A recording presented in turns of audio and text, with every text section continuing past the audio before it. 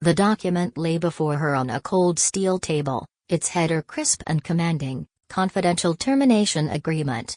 Evelyn Drake stared at it blankly, her name typed neatly under a line she'd just signed.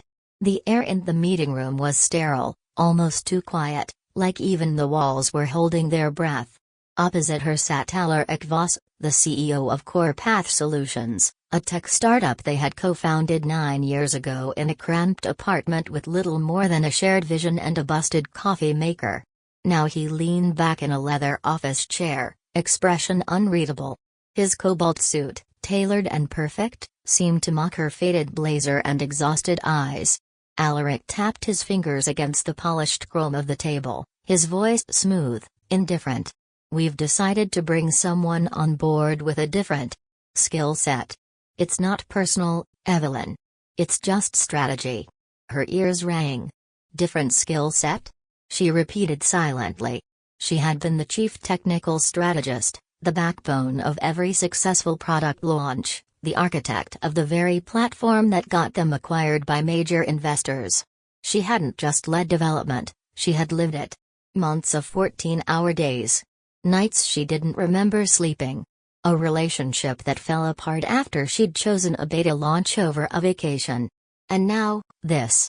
"Let's be honest," Alaric added casually, as if reading a quarterly report. "You were never the reason we got this far." Those words struck her harder than the signing of her own termination. Not the reason? She had written the initial lines of code in a free editor on a borrowed laptop. She had pitched CorePath to a room full of VCs when Alaric lost his voice. She had turned 2 failed prototypes into one streamlined flagship system that brought in the $12 million seed round. Her fingers curled under the table. But her voice, ever controlled, was even. Understood. He didn't look up again. She walked out of that glass-walled room like a ghost no one noticed. Past teams she'd trained, past walls she'd helped design. CorePath had grown from 2 people to over 100. Now she was just a shadow slipping out the door. Her small cubicle near the server room had already been packed by an assistant. One box. A ceramic pencil holder shaped like a gear. A photo of her sister and her from the early days. And a thick journal filled with handwritten diagrams, notes, and algorithm tweaks. They hadn't bothered to take that. But Evelyn had something more important than keepsakes. She had every development protocol stored in her private archive. Not illegally, but carefully, everything she had created prior to officially joining CorePath had remained legally hers, including the initial rendering of the adaptive sync engine. It was her system that allowed data packets to reprioritize in real time. CorePath's revolutionary tech stack rested on that. Alaric never paid attention to the fine print. But she did. She always had. Her mother once said, "Don't build something you don't own, unless you're okay watching it collapse." At the time, Evelyn thought it was just one of her mom's cynical business mantras. Now, it rang like prophecy. As she rode the elevator down from the 21st floor, her face was calm but her chest was a battlefield. Her breath trembled, but her hands were steady. She wasn't angry, yet. She was stunned. Wrecked. But somewhere beneath that, something was rising, clarity. A whisper of power. CorePath had consumed her life. Her 20s. Her friendships. Her peace. And Alaric had just discarded her like last quarter's roadmap. She reached her car in the basement parking lot, started the ignition, and sat in the silence, eyes unfocused. Then she took out her phone and dialed. "Carla," she said when the call connected. Her lawyer's voice was soft but sharp. "They pulled the trigger? It's done." "Did he give a reason?" Evelyn repeated the words, "You were never the reason we got this far." The silence on the other end stretched, then snapped. "Do you have the archives?" "Every single byte," she said. Carla's voice was crisp now. "Then it's time we look at your options." Evelyn drove home through fading city lights, the horizon smeared with twilight. Her apartment was still and minimal, a product of years spent investing in her career instead of home life. She poured a glass of wine, opened her laptop, and opened the file labeled Corebase_original S private. Inside, architecture diagrams, version histories, pre-employment designs, meeting logs from early investor rounds where her strategy was praised, and the code that made CorePath possible. She scrolled until her eyes burned. She wasn't looking for vengeance. Not yet. But she was preparing. She had always been the planner, the safeguard, the one who ensured systems didn't break. Alaric thought she was the expendable half of their origin story. But Evelyn knew better. He hadn't fired a liability. He had just discarded the only person who understood how their tech actually functioned. She closed her laptop, her resolve cooling into something clean and precise.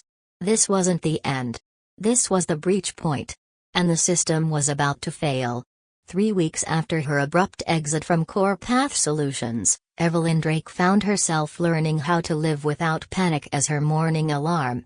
There were no sprint meetings to prep for, no Slack pings demanding immediate responses, and no product timelines looming over her shoulder like ghosts of missed deadlines.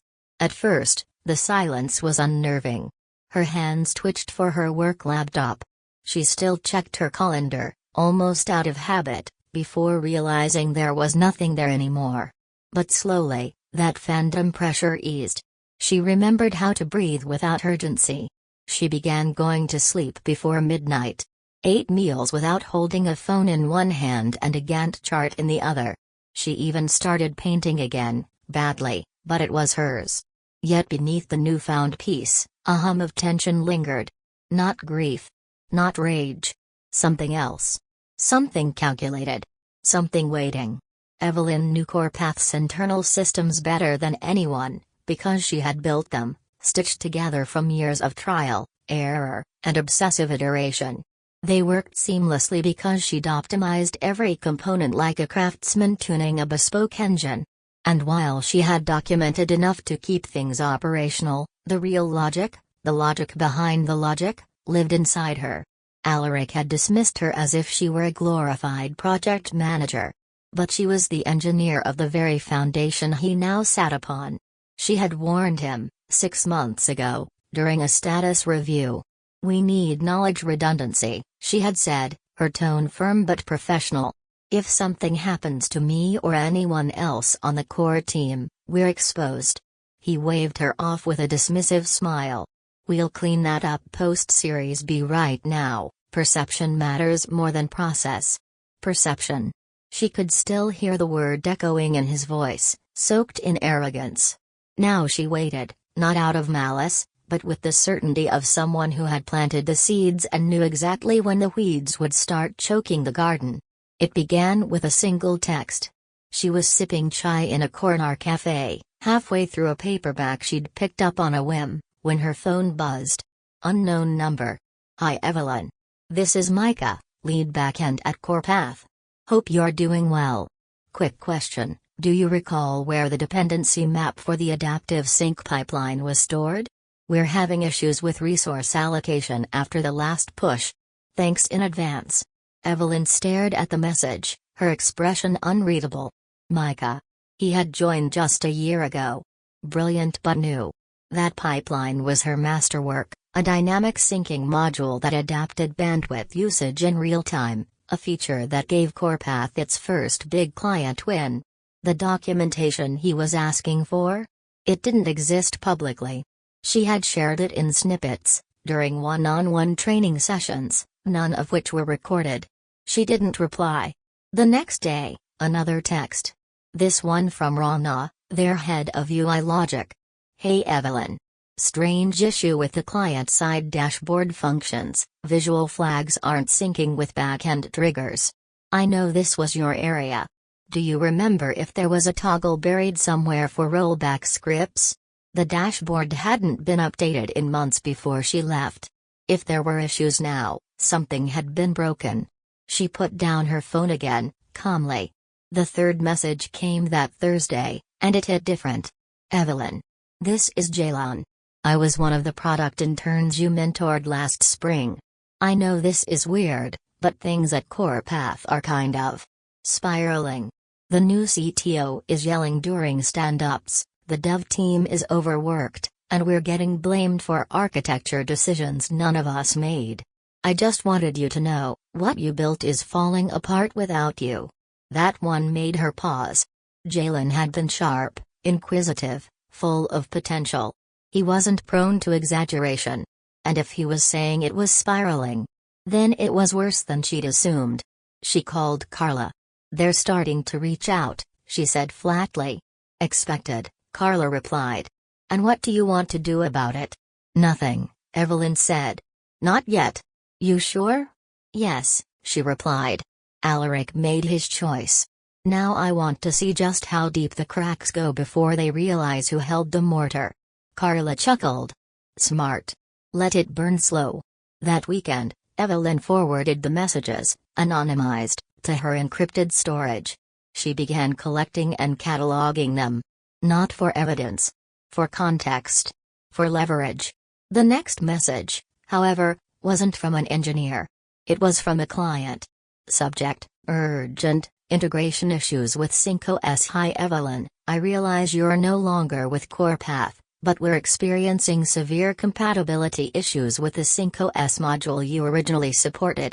The new team hasn't responded to tickets for over a week. If this persists, we'll have to reconsider our contract. You've always been direct, any chance you can advise?" It was signed by Lena Mathers, CTO at Omnistrata Systems, a multi-million-dollar enterprise partner. Evelyn didn't reply. "Not yet." Instead, she forwarded it to Carla with a single line. "It's starting." Carla called her immediately. "You ready to strategize?" "Not quite," Evelyn said. "I'm still watching." But inside, something shifted. Omnistrata pulling out wouldn't just be a PR hit, it would spook investors. That kind of client loss causes executive teams to spiral into emergency meetings. It triggers boardroom panic. And panic breeds exposure. By week 4, Evelyn noticed murmurs in the tech community. Forums she used to lurk in. Slack groups where industry folks gossiped. "CorePath's last build crashed our system. No idea what happened. Their team seems totally overwhelmed. Anyone know if their new CTO has experience in infrastructure? It's a mess." Then came the breaking point, an email, this time from someone she hadn't heard from since their second funding round. Rachel Langford. Partner at Axiom Grove Ventures. Rachel had been quiet, intense, and calculated. The kind of investor who didn't waste time unless something was on fire. Her message was brief. "Evelyn, I'd like to schedule a short call regarding CorePath's current platform issues and your involvement in early-stage system design. Can you spare 20 minutes this week?" Evelyn leaned back in her chair, letting the weight of it settle. Rachel reaching out wasn't casual, it meant the board was beginning to ask questions Alaric couldn't answer. She forwarded the email to Carla. "Game on," she wrote. And for the first time since she walked out that glass building, Evelyn smiled, not with satisfaction, but with certainty. The foundation was shifting. And she had built the ground they were all standing on. By the 5th week after Evelyn's departure from CorePath Solutions, the quiet crumble had become a visible collapse. Bug reports were mounting. Clients were growing impatient. Internally, developers were being pushed to their limits trying to maintain systems they hadn't built and couldn't fully understand. And at the center of it all stood Troy Manning, the real professional that Alaric Voss had brought in to replace her. Troy had impressive credentials, a polished resume, and a cool arrogance that seemed impenetrable. But the truth was becoming evident. Experience on paper meant nothing without deep familiarity with the bespoke engine Evelyn had designed from scratch. Evelyn, meanwhile, remained still. She didn't respond to the early texts. She didn't acknowledge the LinkedIn pings.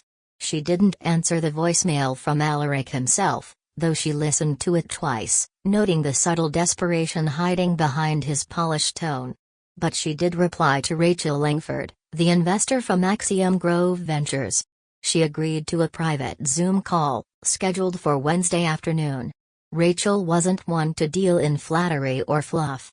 When she appeared on screen, sleek black suit, hair pinned back with perfect precision, She didn't waste a second. "Evelyn," she said, voice calm but direct. "Thank you for making the time." "Of course. I want to be transparent," Rachel continued. "The situation at CorePath is unstable. We've had 2 enterprise clients threaten withdrawal. Dev teams have cited system dysfunction. Our internal review suggests a lack of continuity in platform knowledge, specifically regarding the adaptive sync framework." Evelyn didn't blink. "I'm told," Rachel went on, "that the framework was originally your design. Pre-CTO. Pre-employment." "That's correct," Evelyn said. "I wrote the first iteration before CorePath existed as an entity. The version they're using today is a matured build of my original system." Rachel's gaze sharpened. "And did you ever sign over full ownership of that framework?" "I integrated it under a shared use clause," Evelyn replied, "with a stipulation that IP created prior to my employment remain mine unless formally transferred. That transfer never occurred." Rachel nodded slowly, her mind already calculating the ramifications. "I'm not looking to sue," Evelyn clarified, anticipating the direction of the conversation. "I don't want a courtroom battle. I just want acknowledgement, and a say in how my work is used moving forward." Rachel raised an eyebrow. "And if the board agrees to that? I'll consider negotiating access and support. Under the right terms." A silence stretched between them, but it wasn't awkward. It was charged. Rachel finally spoke. "We're holding a strategic investor meeting this Friday. Alaric and Troy will be present, as well as several key board members. I'd like you to attend, as an observer, at minimum. I'll speak with my attorney." "That would be wise." "And Evelyn?" "Yes? I don't think they realize what you actually built. But they're about to." Carla was thrilled when she heard. "Perfect storm," she said, flipping through a thick binder of printed documentation. "We'll bring Git logs, timestamped source code, version control records, every line of proof that you not only built the foundation but warned them about its fragility." Evelyn didn't need to be convinced. She knew what she had built. But seeing it all laid out, emails where Alaric had dismissed her concerns, design drafts dated months before the company's incorporation, only reaffirmed her readiness. By the time Friday came, the city was cloaked in gray clouds and a drizzle that tapped steadily against glass windows like a ticking clock. Evelyn arrived early at the offices of Axiom Grove, dressed in a sharp navy blazer and charcoal slacks, understated but confident. Carla walked beside her like a general entering a battlefield with every weapon preloaded. "Remember," Carla said as they approached the boardroom doors, "you're not here for revenge. You're here for leverage. Recognition." Evelyn nodded, pulse steady. Inside, the room buzzed with low conversation. Alaric was already seated at the far end of the long oak table, flanked by Troy and 2 visibly tired board members. He looked up and froze the moment he saw her. "Evelyn," he said, forced smile faltering. "I wasn't expecting." "I was invited," she replied, taking a seat beside Rachel, who offered a respectful nod. The meeting began. Rachel opened with a no-nonsense agenda: significant client churn, prolonged development lags, missed SLAs, and rising investor concern. She cited specific complaints, showed emails, read support logs, and then dropped the line that turned every head in the room. "We've been informed by several CorePath engineers and clients that the platform's core architecture is tied to proprietary systems authored by Ms. Drake, systems that current staff are unable to maintain or modify effectively." Dead silence. Alaric cleared his throat.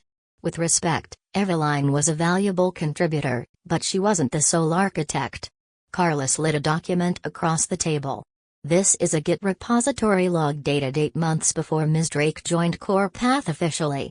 You'll find the original sync framework files, annotated, under her personal license. We also have emails where Mr. Voss responds to her suggestions with approval, without any signed IP agreement." Rachel glanced at Troy. "Can you confirm that the current platform relies on this system?" Troy's jaw tightened. "We tried rebuilding parts of it. But it's deeply integrated. Too customized. We've hit roadblocks. Rachel turned to Evelyn. If you were still at CorePath, what would you do? I would have trained replacements. Documented the layers. Created sustainability. But I was told, repeatedly, that we didn't have time for that. Carla pulled out another email. Alaric's words, bolded at the top, this isn't a priority right now. We'll fix documentation post-Series B. One of the investors at the far end shook his head slowly.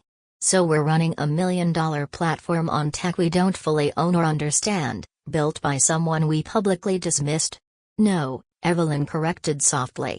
You're running it on tech that was built by someone you quietly erased. Rachel sat back and folded her hands. I'm proposing 2 immediate actions. A formal correction of CorePath's IP attribution and a licensing agreement with Ms. Drake for the continued use of her systems, with compensation and advisory input. What about leadership? Another investor asked. What about responsibility? That's for us to decide, Rachel said. But make no mistake, the current situation is unsustainable. Alaric looked at Evelyn. Gone was the bravado.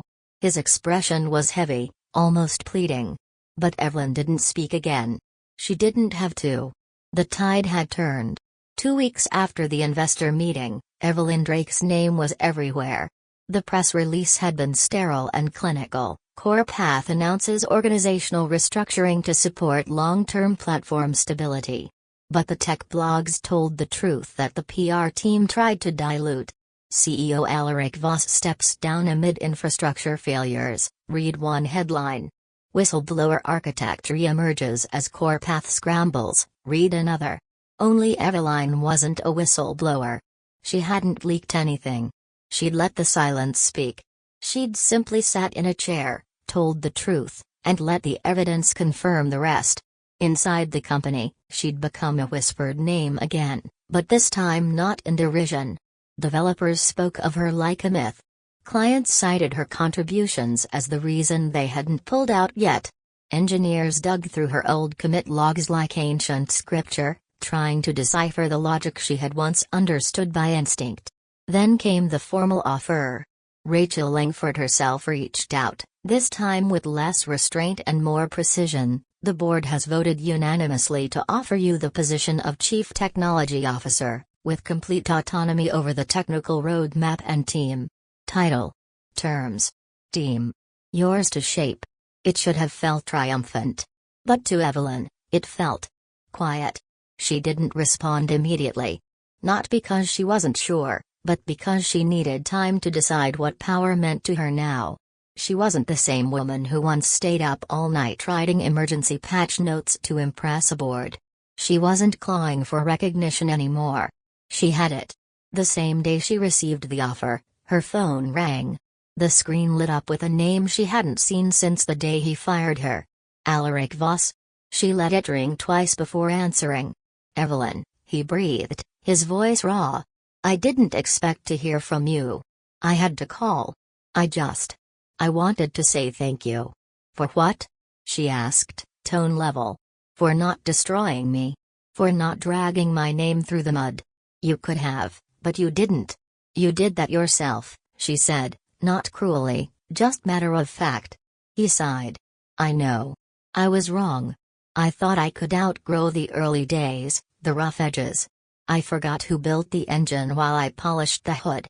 There was a pause. I'm sorry, Evelyn. Genuinely. She let the words settle. A year ago, those words might have undone her. Now they felt like overdue paperwork. I hope you've learned something, she said. I have. They hung up without more. There wasn't anything else left between them worth speaking. That evening, Evelyn met with Carla in a quiet corner of an uptown lounge. Over neat scotch and crisp documents, they finalized the licensing agreement. Evelyn would retain full ownership of the adaptive sync engine and all pre-employment system logic. CorePath would license the systems moving forward, pay royalties for use, and, most importantly, publish a formal correction of technical attribution. Publicly. I don't need them to apologize, Evelyn said. But they are going to tell the world who built the foundation. Carla smiled. Done. 3 days later, Evelyn walked through the glass doors of CorePath's headquarters for the first time in nearly 2 months. This time, she wasn't an employee being dismissed. She was a partner. And she was the new CTO. The building looked the same, but the air felt different. Developers looked up as she passed. Some offered hesitant nods. Others whispered. She didn't need their awe, she needed their focus. She found Jalen, her former intern turned full-time engineer, standing in the break room with a mug and nervous energy. "You're back?" he asked, eyes wide. "In a way," she said, smiling. "We've got work to do." Later that day, Evelyn held a company-wide tech meeting. No showmanship. No blame. Just clarity. "I'm not here to fix things overnight," she began, voice steady. "I'm here to make sure what we build next can't be broken by ego or oversight. That starts with rebuilding, not just systems, but culture." The team listened. No resistance. Only relief. They were tired of panic. She was offering purpose. Over the following weeks, Evelyn overhauled documentation practices, hired experienced specialists with collaborative instincts, not credentials, and initiated mentorship programs. She didn't bring in flashy consultants or give inspiring speeches. She simply led with precision and accountability. Clients who had threatened to leave started coming back. The platform stabilized. Bug reports dropped. The dev team began hitting deadlines again, not through pressure, but through structure. Investors noticed. So did recruiters. Evelyn started receiving emails from headhunters, then founders, then venture capitalists. Not job offers, partnership invitations. Advisory seats. Invitations to speak. Panels, podcasts, summits. One afternoon, she took a call from an early-stage founder who said, "I want to build something with integrity. Can you help me design the kind of system that can't be torn down by pride?" Evelyn smiled. Maybe that's what power really was, not control or revenge or even status. Maybe it was influence rooted in earned respect. Quiet, undeniable, and self-made. The culmination came a month later, when Evelyn stood on stage at a National Women in Technology Summit. The room was packed, students, engineers, executives.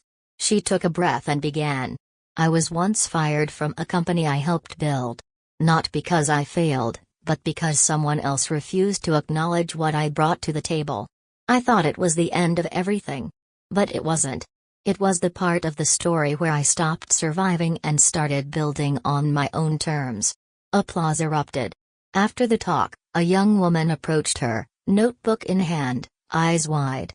"Your story saved me," she whispered. "I was going to quit tech. But now, maybe I'll stay. Just long enough to build something of my own." Evelyn smiled gently. "Good. Just remember, sometimes the foundation they try to bury you under is the one you end up standing on." She left the stage not as someone who'd gotten even, but as someone who'd risen, quietly and completely. And this time, no one would forget her name. By the 6th week of her return to CorePath, as CTO, partner, and public proof that integrity still had a place in the tech world, Evelyn Drake had found a rhythm again. But it wasn't the frenzied rhythm of a startup grinding towards survival. It was steadier. Sharper. Controlled. She arrived each morning not to fix chaos, but to steer momentum. The engineering team, once demoralized and confused under Troy's short tenure, now moved with quiet confidence. Evelyn didn't micromanage them, she empowered them. She introduced weekly feedback loops, restored decision-making clarity, and rebuilt their internal tools so they worked with the developers, not against them. There was a noticeable shift. Meetings became shorter. Crises became rare. Burnout, once a badge of honor, became something no one glorified anymore. The first new product release under her leadership rolled out 3 weeks after she resumed her role. It was a small feature, an update to the predictive analytics module, but it launched clean, with 0 client-side bugs. The silence that followed was the best kind: no emergency tickets. No complaints. Just usage. That evening, Evelyn sat at her desk, looking out the 22nd floor window as the skyline began to glow in amber dusk. Her inbox pinged, a message from Lena at Omnistrata. "Congrats on the update. Feels like CorePath again." Evelyn smiled. That was the best review she could have asked for. But it wasn't just clients taking notice. News of her return had started to ripple through the industry. First, it was LinkedIn, old colleagues posting about what leadership really looks like. Then came the conference invitations, the podcast requests, and quiet pings from journalists looking to profile the comeback. Even investors from other companies began reaching out, asking if she'd be open to advisory roles or board seats. She politely declined most of them, at least for now. She wasn't finished here. One afternoon, she received 3 emails in the same hour. One from a Fortune 500 company asking her to consult on a failing integration strategy. One from a VC firm offering a 6-figure retainer to help vet startup tech stacks. And the third, a quiet message that simply read: "Would love to hear how you designed the sync engine's self-healing logic. Coffee? R. Langford." Possibilities. Not desperation. Not survival. Not reclamation. Possibilities. It was a strange and beautiful place to be. A month after rejoining CorePath, Evelyn stood before the entire company for the first time, not as a founder being dismissed or an engineer chasing approval, but as the CTO defining the future. "Here's the truth," she said, addressing the full room and remote team on Zoom. "CorePath isn't just a product. It's not just code or contracts or metrics. It's a structure. A culture. A system of trust and clarity. What we build only lasts if we understand that." She paused. "We're not patching holes anymore. We're building foundations." And the room, full of engineers, designers, and operations managers, some new, some who remembered her early days, leaned in. They believed again. Over the next few weeks, Evelyn helped rebuild more than systems. She initiated internal training academies for junior devs, championed mental health support policies, and enforced a sustainable workload culture. Developers started speaking up in meetings again. Product teams collaborated, not competed. The company newsletter, once a dull internal memo, now celebrated team wins, big and small, with Evelyn's own notes at the bottom of each one. But perhaps most telling was what didn't happen. There were no late-night fire drills. No crashing features. No spiraling morale. The tech was solid. The leadership was clear. The company, once teetering, was upright and climbing again. Meanwhile, Alaric Voss had all but disappeared from public view. He'd taken a vague consultant role at another startup. There were rumors he'd started therapy. Good for him, Evelyn thought.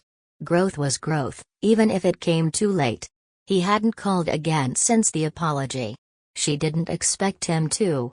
She didn't need him to. Then, on a crisp spring morning, Evelyn found herself back at the Women in Tech Summit, but this time in a different city, on a different stage, keynote speaker. Her name was printed in bold across the banner behind her. Evelyn Drake, architect, strategist, CTO. She stepped up to the podium to a packed auditorium. The lights were warm, and the crowd buzzed. She looked out and saw hundreds of young faces, some excited, some tired, some a little afraid. She knew that fear. She had lived in it for years. But now, she wanted to offer them something better. "I once believed the only way to rise in tech," she began, "was to outwork everyone. To be the last one out of the office. To say yes to everything. To stay silent, even when I knew better." She smiled, faintly. "I was wrong." Her voice carried further now. Not loud, but strong. Built from something deeper than volume. "The truth is, your value doesn't diminish when someone fails to see it. Your work isn't erased just because it's been overshadowed. Sometimes, what looks like a collapse is just the beginning of a better blueprint, one that you design yourself." The applause at the end of her speech was thunderous. But the moment that stayed with her most came afterward, when a young woman with copper braids and a trembling notebook approached her. "I don't mean to be weird," she said, eyes wide. "But your story kind of saved me. I was ready to walk away. Thought maybe tech just wasn't for people like me. But maybe I just haven't found my version yet." Evelyn leaned in gently. "Good. Then stay long enough to build it. Don't let them write your ending. You own that." The woman nodded, blinking back tears. And Evelyn remembered the girl she'd once been, the one who sat quietly in meetings, waiting to be seen. Not anymore. Now she was the one creating the table. Not because she had something to prove, but because she remembered who she was, and she refused to let anyone else forget it again. And that was just the beginning.